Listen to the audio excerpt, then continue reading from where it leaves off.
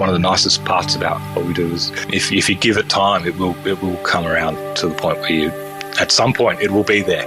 And it's about picking that point, though. That's probably the hardest point is knowing where it's at, what it's doing, the beer in the barrel, and knowing where it's going, and then trying to hit it at that point where you think it's just right. This is The Producers. I'm Dani Valent. Ed Nolle brews sour beer at Dollar Bill Brewing in the Australian beer capital of Ballarat. In 1870, as the gold rush tailed off, Ballarat had more than 500 pubs. Panning and digging for gold was clearly extremely thirsty work. The gold is mostly gone, but Ballarat is still a beer centre, with a culture of brewing nurtured by local Federation University, which offers courses in malting and brewing. Ed and his wife Fiona are the people behind Dollar Bill Brewing. It's craft beer by name, and it's also crafted with love, care and passion. My name is Ed Nolle. I am the brewer, blender and barrel caretaker for Dollar Bill Brewing up in Ballarat. Well, I've been brewing, home brewing for near on 20 years now, mostly with a friend out of high school, and he went on to work in the wine industry, and I kind of diverted into the beer industry, mostly in the kitchen in the beer in a brew pub in Canada, and then kind of we got together again. He developed his winemaking processes, and we were able to play around with some barrels and some fancy equipment in the winery, and we put some stuff into barrels and let it age for a few years, and had some really good success, and decided that it was going to be the path that we went down. And he kept on making wine, and he's still chasing the perfect Pinot, and I've gone on to make sour beer and put more beer into barrels. Dollar Bill takes fresh fruit, honey and wort from local producers, then ferments and ages it in French oak barrels. The end products include Belgian-inspired ales, ciders, mead and barrel-aged beers.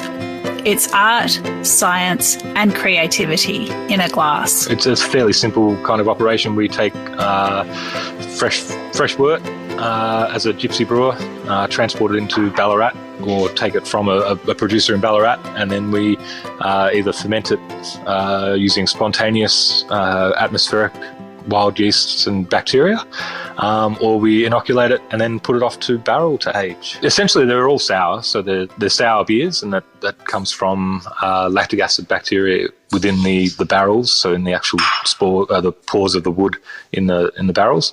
So everything goes sour. So we do sour barrel-aged beers. Some are a little bit funkier than others. So there's barrels that exhibit Brettanomyces characters, which are, barnyard funk and goatee aromas and things like that, which really add some kind of complexity and interest to the product. And we do typical sour beers, and sour beers work beautifully when they're put over fruit. So fruit is basically sugar and acid and flavour.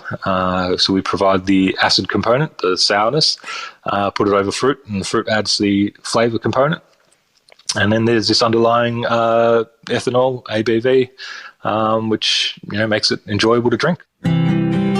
Brewing vies with baking as the oldest craft known to humans. But what actually is this trendy innovation called craft beer? Ed explains.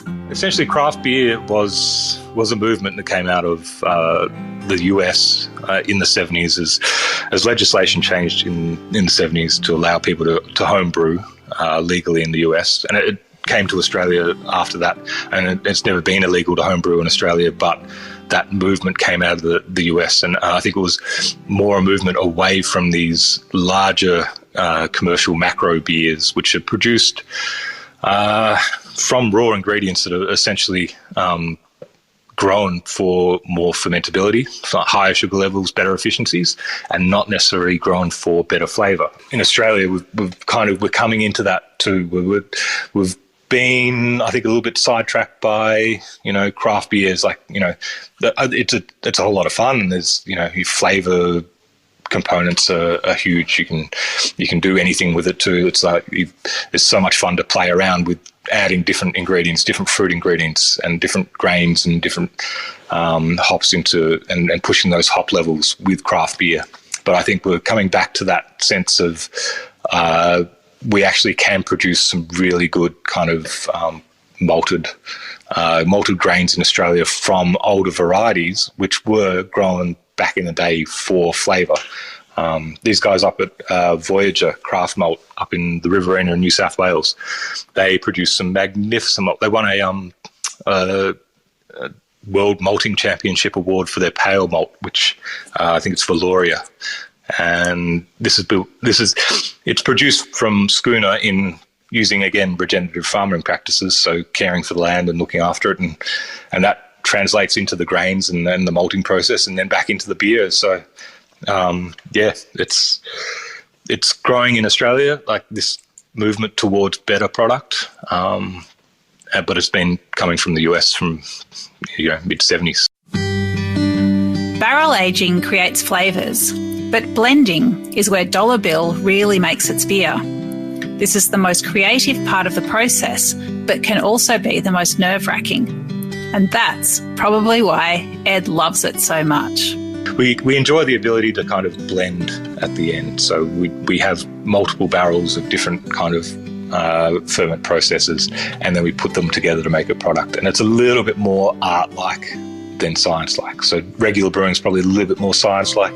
Everything's got to be hitting numbers and hitting points, whereas the blending barrel aging and blending process is a little bit more art-like. You have the ability to kind of take different barrels and an idea of a profile of flavour that you have in your head, and then take those barrels and try and recreate that profile that you're looking for. So more art than science from my point of view. With the blending process, we have products that are created, conceptualized, brewed, and then fermented and then put off the barrel.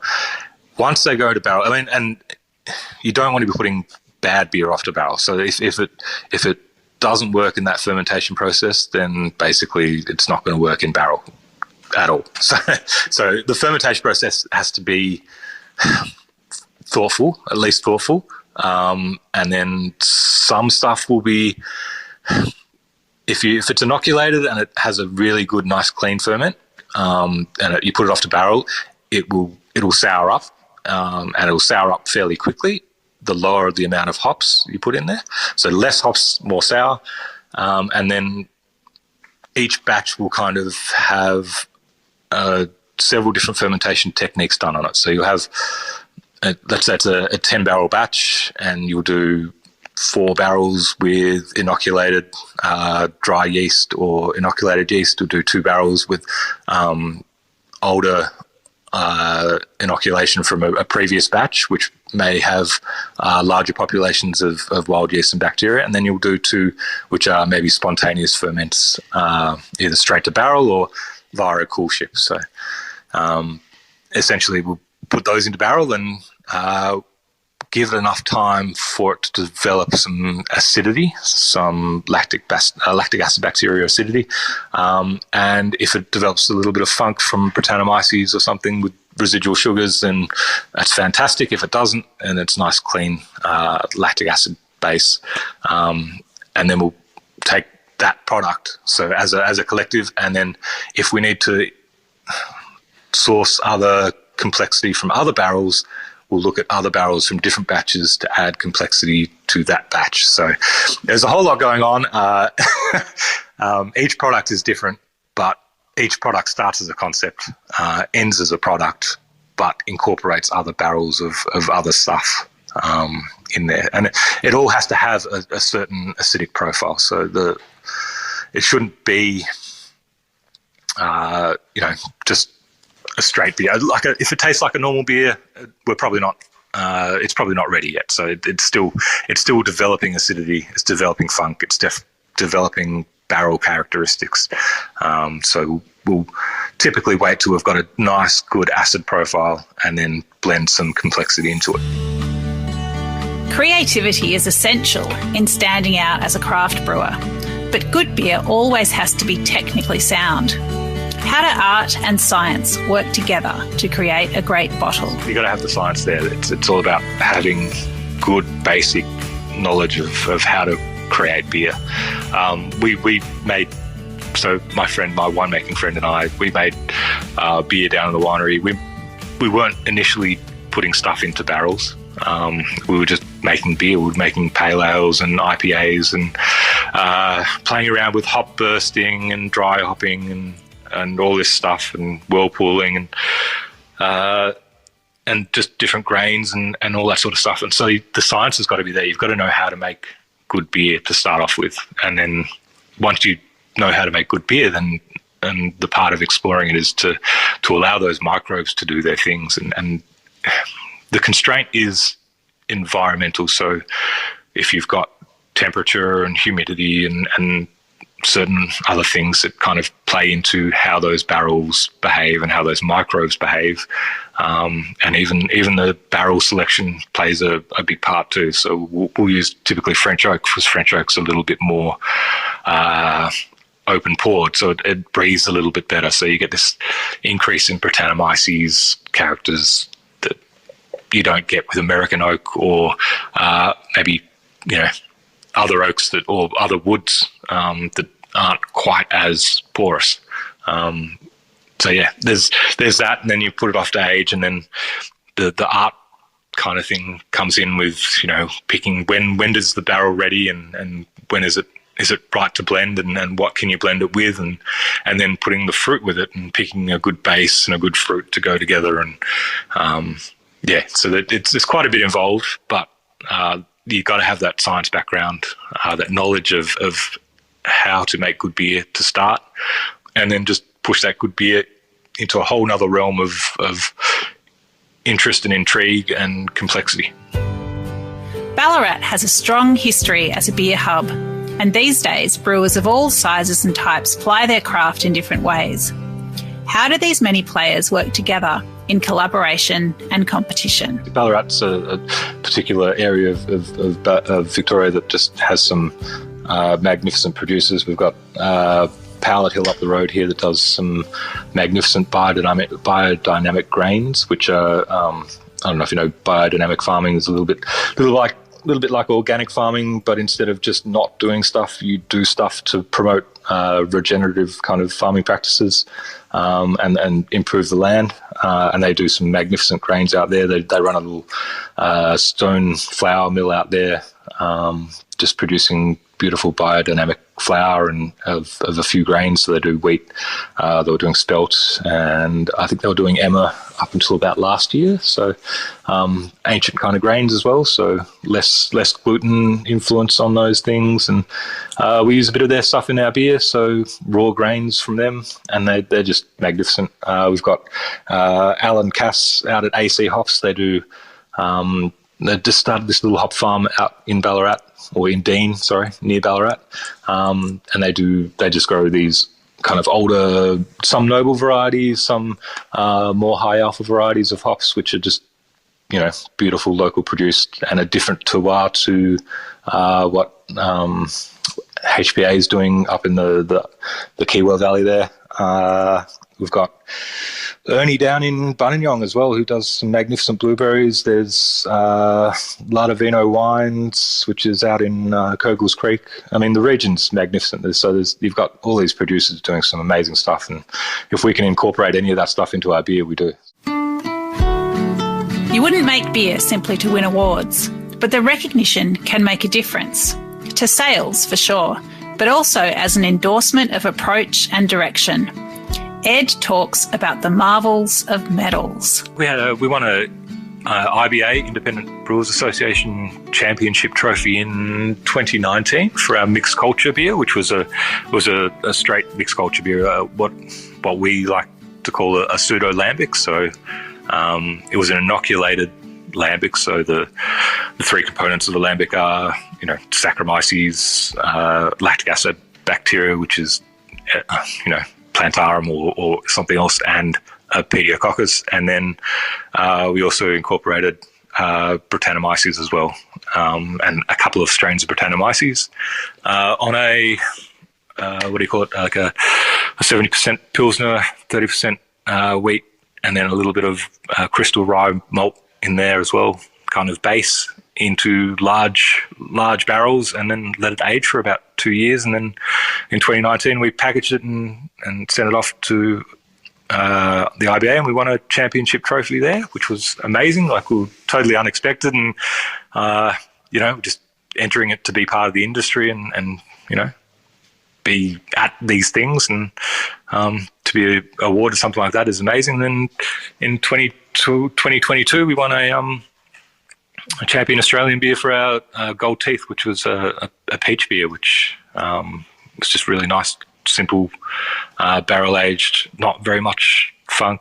It was a spontaneous fermented barrel aged beer, and then put over these beautiful biodynamic clingstone peaches from Ruffy, and it was just amazing event, and amazing to win an award in that. And yeah, honestly, don't know how we did it, but it was a very tasty beer. So seeing the industry change from what it was, 10 years ago to what it is now, and just having Australian wild and spontaneous and sour beers recognised as that highly accoladed in Australia is huge. It's massive. So it really makes us, love what we do a bit more. The beer is crucial, but the visual identity is a big part of creating a brand.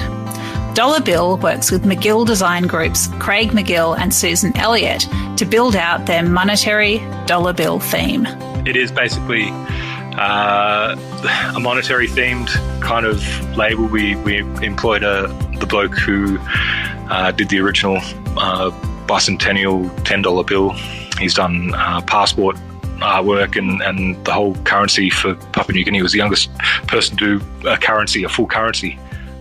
So Craig McGill up in Sydney, he does all that artwork. He's amazing, but it was all monetary themed. There's complexity in the labels as much as there is complexity in our beers. So I think that's kind of the direction we chose with that, is to kind of, our labels should represent our beer, and there is, if you look at them, there's a whole lot going on there. There's little hidden tracks on each label.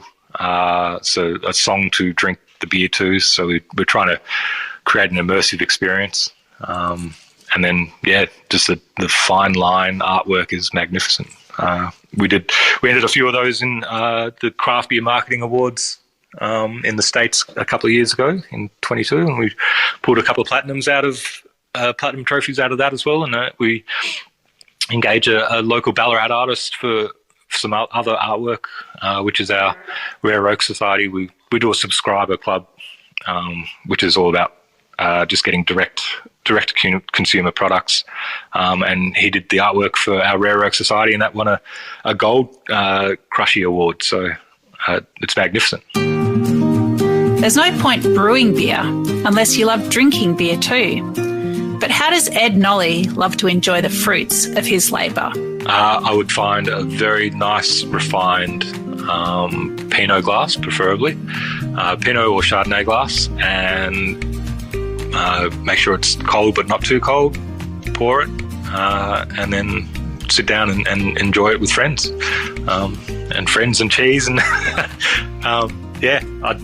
I wouldn't drink, more than 3 or 4 in an evening, but it's just it's more of a sharing kind of thing. So if you have friends, and that's what the music's kind of. We had Stu from Voyager Malt came past, and he said he drank one of the beers, and I think it was our Red Letter beer, and it has a Spanish song attached to it, and he never would have had the conversation. He was drinking with a friend, and they scanned the code, and this Spanish song started to play, and they got into a whole conversation of how they'd both been to Spain and worked in Spain, and this conversation would never have happened if they hadn't scanned that little code and listened to the song whilst enjoying one of our beers. So yeah, it's really nice to hear those kind of stories too. The people in the industry are amazing. Like the people you get to meet, the events you get to go to, and then just everyone, and the collaborative kind of nature of it. Everyone wants to do stuff together or help each other out. And I've worked in a few other industries, and it's nothing like that. Like the beer industry and brewing in general is just so much fun. That would be my favourite part of the whole thing. Craft beer is a world unto itself. For the makers and the geeks, it's full of terminology and technicality. But it's all in service of simple pleasures. A glass of beer, fascinating flavours, and something to chat about and enjoy with friends. Ed Nolle combines art and science in his hobby turned profession, and Dollar Bill is going from strength to strength.